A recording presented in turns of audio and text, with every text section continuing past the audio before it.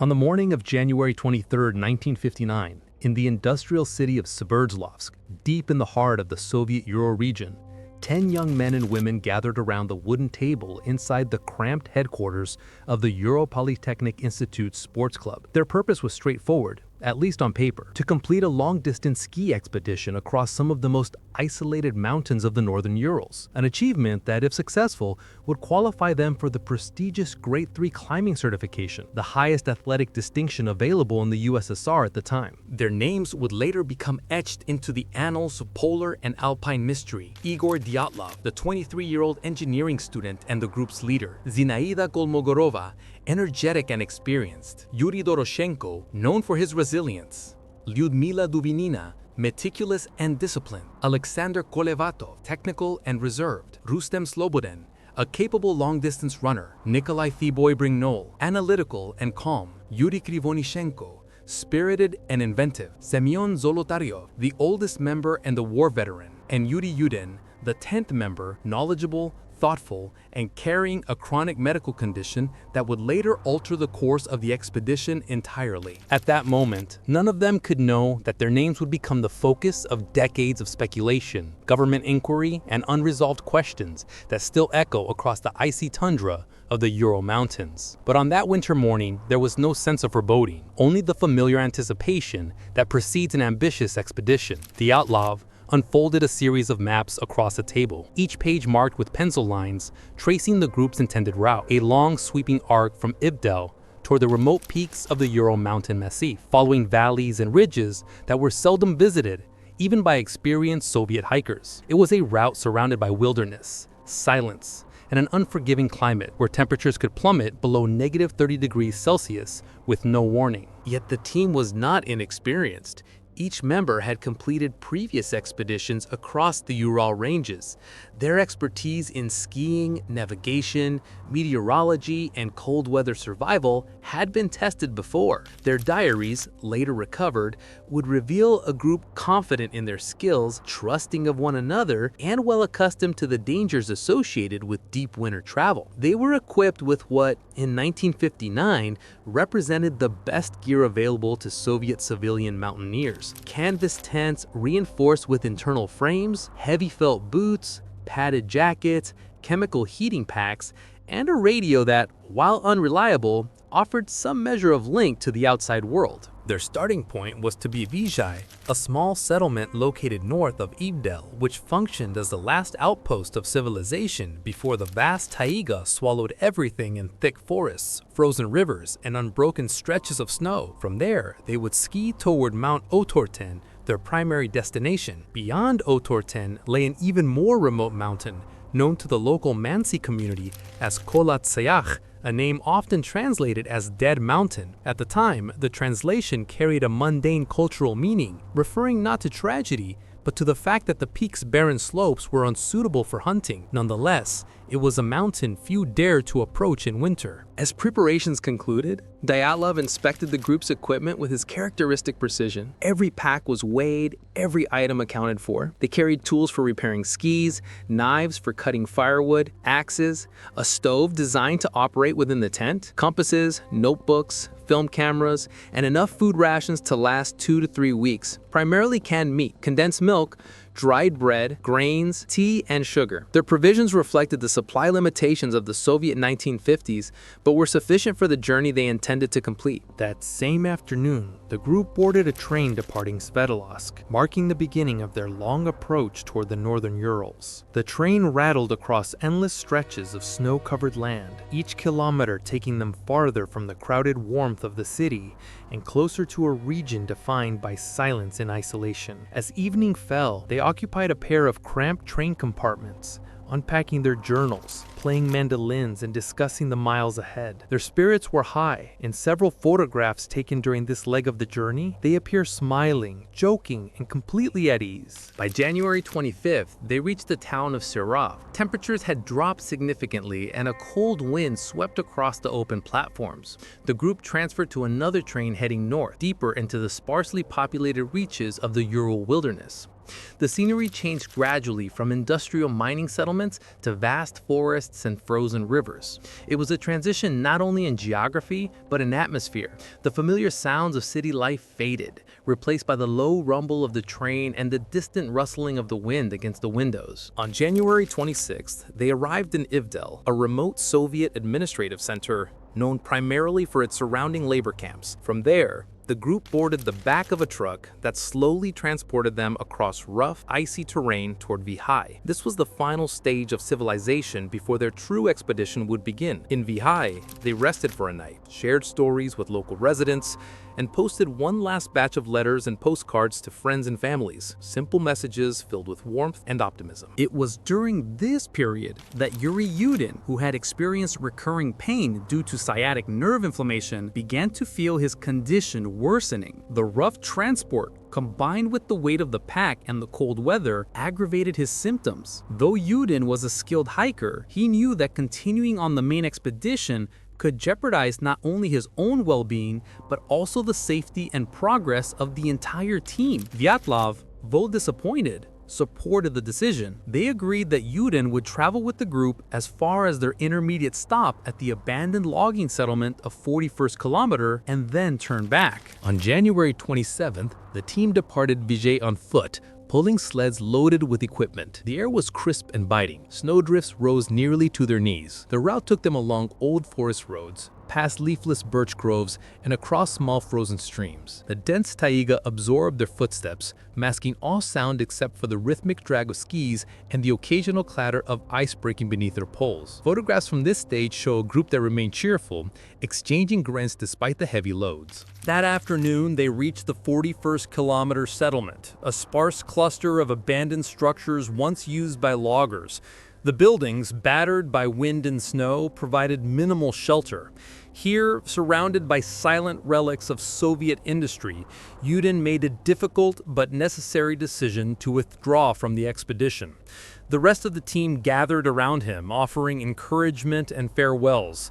They assumed they would see him in just over 2 weeks, once they returned from their journey to Otorten. Udin's departure reduced the group from 10 to 9. It was an inconspicuous event at the time. No one suspected that he had just walked away from a fate that would soon become the subject of global speculation. On January 28th, the remaining 9 members continued onward, following the frozen Lozva River northward. The terrain grew harsher, the forest denser, and the wind more relentless. The skies, often overcast, cast a muted blue-gray hue across the landscape. The temperature dropped sharply as they ascended into more exposed regions of the Ural foothills. The group pressed forward, navigating through icy passages and snow-laden clearings. Despite the increasing difficulty, their diaries and photographs captured an atmosphere of unity and determination. The next days marked the transition from forest to open highland. The protective cover of the taiga thinned, replaced by open stretches of tundra, where strong winds swept unimpeded across the terrain. Here, progress slowed. Snowfall accumulated rapidly, obscuring the path, and the temperature often dipped below -20°C. Yet the team displayed remarkable discipline, stopping regularly to adjust gear,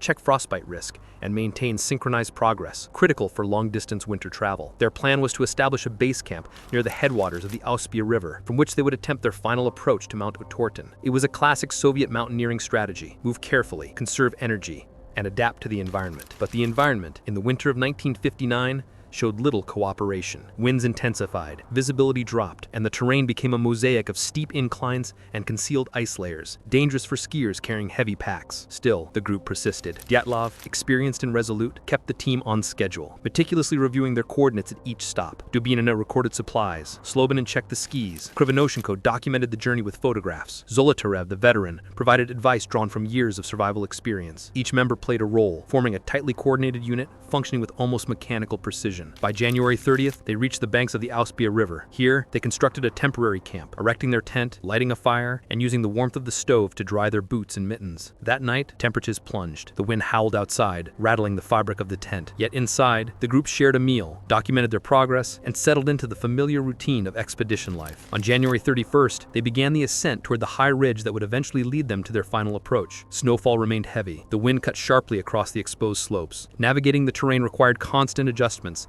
and the group's progress slowed once more. Near midday, they realized they had veered slightly off course, nudged westward by the wind and low visibility. Dyatlov assessed the situation and made a critical decision. Rather than descending back into the forested valley, they would press forward and establish their next camp on the slope of a nearby mountain. This decision would become central to all future investigations, debates, and theories. The mountain was Kholat Syakhl, and it was on its barren, windswept slope that the final movements of the Dyatlov group would soon unfold. Movements that to this day remain shrouded in cold, silence, and unanswered questions. The team pitched their tent on the incline as the light faded, unaware that they had entered the final chapter of their journey. The date was February 1st, 1959, the last night they were ever seen alive. As the Dyatlov group settled into their tent on the slope of Kholat Syakhl, the world around them dissolved into a blur of white darkness. Snow drifted across the ridgeline in ceaseless waves. Wind howled as if warning them away. The light was fading rapidly, swallowed by the long polar twilight. Inside the canvas shelter, however, the mood was not of fear, but of exhaustion mixed with determination. This was not a team unaccustomed to hardship. This was a team forged by it. And yet, the environment they now faced was unlike anything they had experienced before. The temperature plunged below -25°C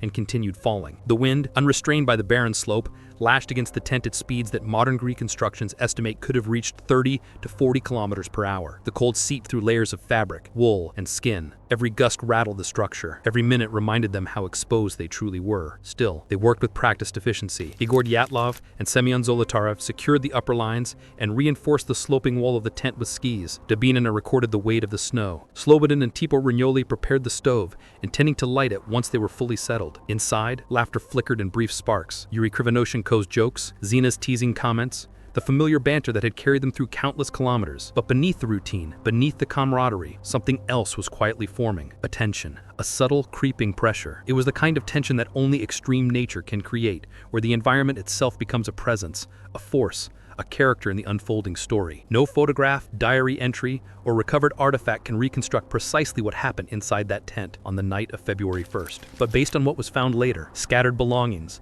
unfinished preparations, unlit equipment, we can infer a few critical details. The group had not yet set up their stove. Their boots and outer layers were partially removed. Dinner was in the middle of being prepared, but never finished. Leonida's final diary message, written earlier that afternoon, ended with a note about the harsh wind that would become painfully symbolic. As the night deepened, snow continued to accumulate against the tent's windward side. Visibility dropped even further. There were no stars, no moon, only the relentless screaming of the wind across the mountain's exposed ribs. Inside, the 8 hikers lay shoulder to shoulder, conserving heat, discussing the next day's route, likely unaware that nothing beyond this moment would ever be preserved by history. The world outside grew colder, still darker, still quieter. And then something happened. Something powerful enough, sudden enough, terrifying enough to force all 8 trained mountaineers to flee their only shelter by slicing the tent open from the inside. Nothing else explains the evidence that investigators discovered weeks later. Sometime during that night, perhaps shortly after midnight, perhaps in the early hours before dawn, the group abandoned their tent, not by untying it, not by crawling out through the entrance, but by cutting through the fabric wall and escaping barefoot, lightly dressed, and completely exposed to the brutal cold. The tracks in the snow told a haunting story. Orderly footsteps at first, then spreading out, then fading into the darkness. 8 individuals moving downhill toward the tree line, some walking, some staggering, all leaving prints that would freeze into silent testimony. But what drove them out? That question has haunted investigators, historians, scientists, and conspiracy theorists for more than 60 decades. Theories range from the conventional, such as an avalanche or para-avalanche, to the bizarre, military tests, infrasound-induced panic, psychological breakdown, secret operations, and more. Yet none fully explain the specific pattern of behavior exhibited that night. Disciplined evacuation, chosen direction, and the absence of blind chaos. What did they see? What did they hear? What did they feel that compelled them to run into temperatures capable of killing within minutes? Whatever it was, it struck fast and left no room for hesitation. Roughly 1.5 kilometers downhill from the tent stood a sparse forest of cedar and birch. That was where the first remnants of their desperation were discovered. Broken branches, disturbed undergrowth, fragments of burned clothing. Investigators concluded the group attempted to build a fire at the base of a large cedar tree, and they succeeded, at least temporarily. Charred remains of a small fire were found near the roots. Surrounding it were clues of frantic survival attempts, torn clothing, scorched fabric, and bits of skin embedded in tree bark. This suggested that at least 2 hikers, likely Doroshenko and Krivonoshenko, had climbed the cedar in an attempt to survey the slope or search for the tent. Branches as high as 4 meters were broken. Fingernail marks were evident. The struggle was unmistakable. From the tree line, the tent was invisible in the storming darkness. Their only chance was warmth and hope that the others would regroup. But the temperature and wind offered no mercy. By the fire pit, 2 bodies were eventually found, stripped partially of their clothing.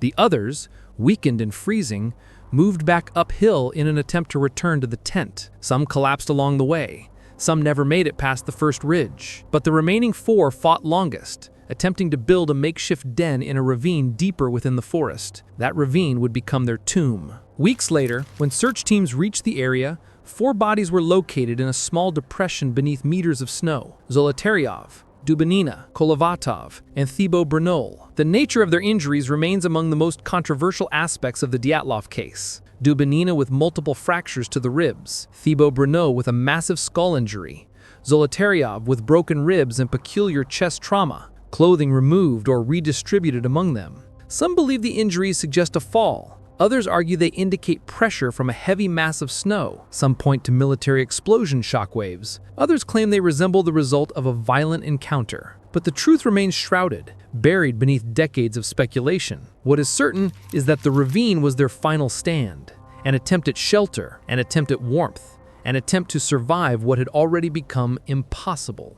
The snow slowly covered them, the cold slowly claimed them. The night of February 1st consumed the Dyatlov group one by one. Back at the institute in Sverdlovsk, a date had been set for the group to send a telegram confirming their return. When it passed without communication, no alarm was raised initially. Delays and long expeditions were common. Days passed, then weeks. Concern finally grew among friends and relatives, and a search operation was launched. But the Ural wilderness in winter is vast, and their trail had long since been consumed by storms. It took several days before rescuers located the tent on the slope of Kholat Syakhl, and when they did, what they found defied explanation. The tent collapsed, partially buried in snow, the slit cut from the inside. Boots, jackets, cameras, diaries, everything still neatly arranged, as if the hikers had fully expected to return. Outside, footprints led away in a calm, organized manner. Inside, silence. A silence colder than the mountain itself. One by one, over the following weeks and months, the bodies were discovered, each in a different state, scattered along the natural path the group had taken during their final escape. The official Soviet investigation concluded with a single enigmatic statement. The hikers died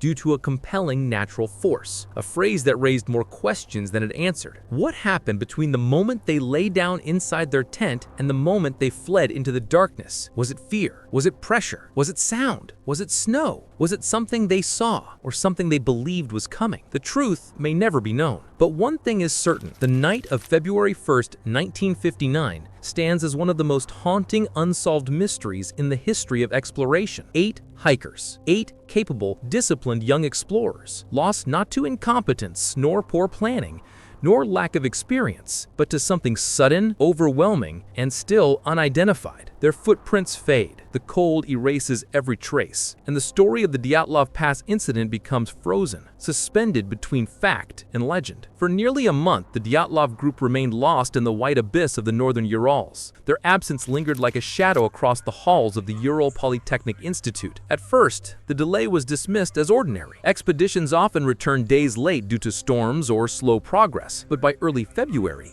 that excuse could no longer hold.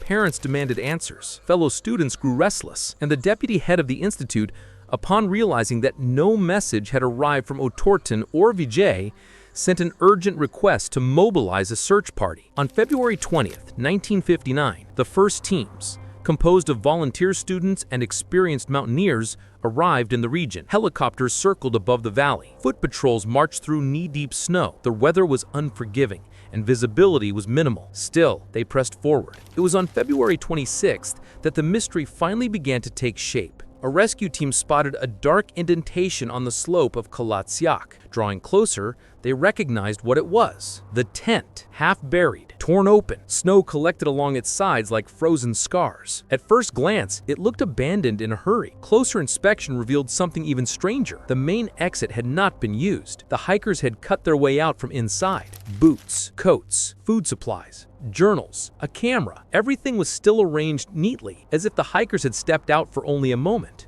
But the temperature that night was lethal. No one leaves a tent like that unless something catastrophic forces them to. This was the first sign that the incident defied normal explanation. From the tent, searchers traced a trail of footsteps leading downhill. They were oddly calm. No signs of running, no chaotic scatter, just 8 individuals walking into darkness, some wearing only socks, others barefoot. The path led rescuers toward the distant line of trees. There, near the edge of the forest, they saw the first bodies. Under a towering cedar, partially shielded from the wind, lay Yuri Doroshenko and Yuri Trivanashenko. They were lightly dressed, skin blackened by cold. Evidence around them revealed a desperate scene. Branches broken as high as 4 meters, fragments of skin embedded in the bark, a small fire pit burned down to embers. The two had clearly fought to survive, yet nature had won. A short distance uphill, searchers found Igor Dyatlov, lying face up in the snow, oriented toward the tent, as if trying to return. Further along the same path lay Zina Komogorova, also attempting the climb. Not far from her, Rustem Slobodin, his death marked by a fractured skull and the frozen momentum of a man who had collapsed mid-stride. 3 leaders of the expedition, all found as if still resisting the mountain to their final breaths. But the final piece of the tragedy would not be uncovered until May, when the deep winter snow began to melt. Down in a ravine, beneath 4 meters of layered ice, the last 4 members were found: Ludmila Dubanina, Semyon Zolotorov, Alexander Koletovov, and Nikolai Thibault-Brignole. Their injuries were severe, far worse than those found on the slope. Crushed ribs, collapsed chests, a skull shattered with immense force. Yet, no external wounds matched those injuries. No signs of struggle existed around them. No clear explanation fit the evidence. It was as if an invisible pressure had struck them, powerful, sudden, and unrelenting. The ravine bodies deepened the mystery rather than solving it. The Soviet investigation struggled from the beginning. There were no witnesses, no clear cause, no precedent for what they found. Autopsies revealed extreme hypothermia, internal trauma incompatible with simple falls, and no trace of poisons or weapons. Rescuers and locals later reported unusual details: radiation on some clothing, an orange glow in the night sky, military exercises rumored in nearby regions. But in the end, the state issued a statement that would only fuel decades of speculation. The hikers died from a compelling natural force. The files were sealed. The mountain returned to silence, and the truth sank beneath layers of frost and secrecy. Today, the Dyatlov Pass incident stands not merely as a tragedy, but as one of the most enduring mysteries of the modern age. 8 young explorers set out to conquer the northern Urals, and instead stepped into a chapter of history no one has been able to fully decipher. Their final footprints remain engraved in snowdrifts long melted. Their final decisions echo across scientific journals, forensic reports, and countless theories. Their final night remains locked away in the frozen dark of Kholat Syakhl. What happened there? No one alive can say, but one truth endures. On the night of February 1st, 1959, the Dyatlov group faced something so sudden, so overwhelming, and so terrifying